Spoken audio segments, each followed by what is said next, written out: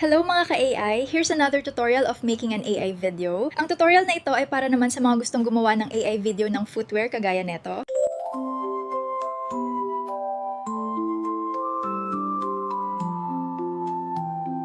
Una, punta ka muna sa TikTok shop at pumili ka ng footwear ng gusto mong gawa ng video. Tapos, screenshot mo at i-crop sa gallery. Then, hanap ka naman ng gusto mong setup ng background sa Pinterest, tapos i-save mo. Kung wala ka pang Pinterest, i-download mo lang ito. Pag okay na, punta ka na sa Gemini AI para magpa-generate ng image para sa gagawin mong video.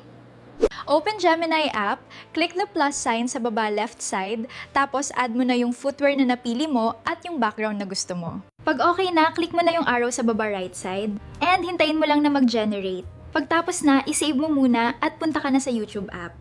Open YouTube app, click plus sign sa baba, then add from gallery, tapos click mo yung create video sa upper left side. Then, add mo na yung image na na-generate kanina sa Gemini. Tapos, paste or type mo na yung prompt. Ilalagay ko na lang sa comment section yung prompt na ginamit ko. Pag okay na, click the arrow sa right side. Then, hintayin mo lang na mag-generate. And here's the finished product.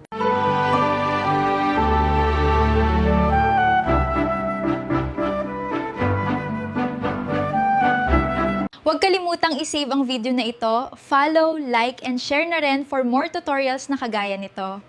Bye-bye!